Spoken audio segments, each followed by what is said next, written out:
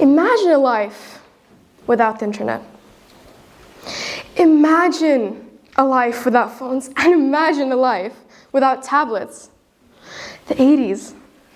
And what did that life look like?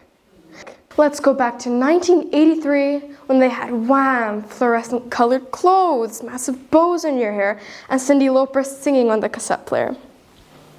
And now I know you might be thinking, hey, she wasn't even born in the 80s. What would she know?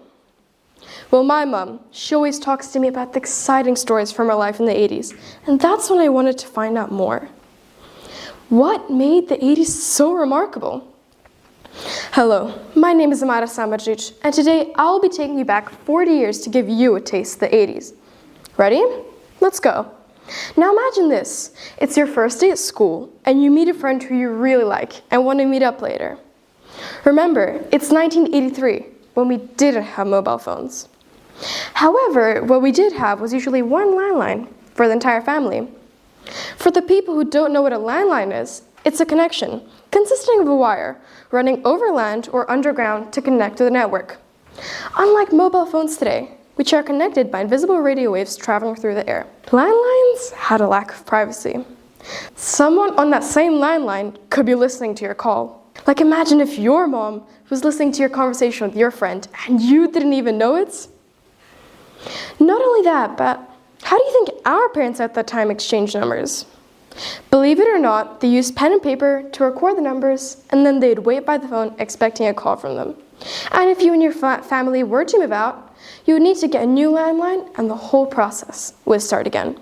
Nowadays, people move in and out for work a lot, and if we still relied on landlines, it would be both annoying to set up constantly and frustrating to lose your friends' numbers all the time. International calls back then were quite expensive, so you'd most likely lose most of your contacts either way. To us, this sounds complicated, but it was really only in the 80s that the home phone became affordable to many people.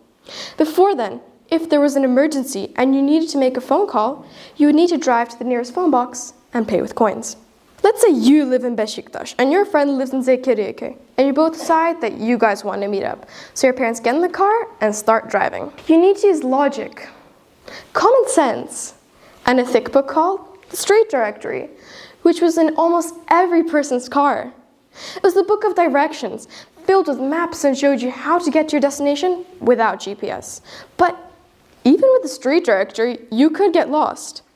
And then you stop at a petrol station or in the street and ask somebody for help. Not only has the communication evolved since the 80s, but so has the navigation. Many people, including my parents, claim that the 1980s was the best period of time yet. And that's all because of the vibrant colors, the music, the communal places they would hang out at, the discos, the fun parks, the cinemas, and the list goes on and on and on. And they didn't even have access to the internet. This period of time shows that you can have a more enjoyable life without devices, and maybe an even more better one. They didn't rely on technology. Instead, they lived on human touch. The people also did many different activities, and most of them were communal. Everyone would meet up with each other much more now. Picnics, drive-in cinemas, communal pools, everything you can imagine of and more. When my mom and her cousins would get bored at the picnics, they would have spitting competitions. Who could spit the furthest? Studies from the Harvard Business School suggest that the more diverse your portfolio of social interaction is, the happier you'll be. Because the young people in the 80s weren't glued to their phones like many of us young people are today, 80s kids' portfolio of social interactions were varied, and therefore, they were likely happier people. And the 80s was a glamorous time as well. Yolanda Hadid, Shalom Harlow, Brooke Shields, Linda Evangelista. Do you know who any of them are? They were the 80s icons, supermodels and movie stars you would see in fashion magazines.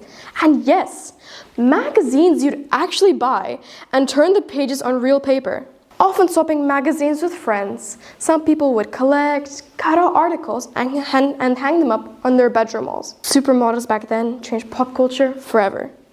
Big sleeves, huge shoulder pads, and massive hair. However, the 80s weren't just gold and glitter. There was poverty and famine. Raise your hand if you know the charity supergroup, BandAid. They were a charity supergroup featuring the most popular British and Irish artists. They got together to record a song and raise money for the starving children in Ethiopia. BBC News states that over 2 years, more than 1 million people died due to starvation in Ethiopia.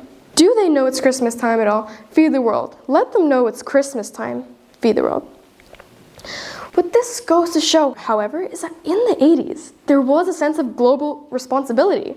And although there were ups and downs, music brought people together. I hope you enjoyed your journey through the 1980s. The decade, which is most often associated with a nostalgia, peculiar style, and the incredible memories that still live on.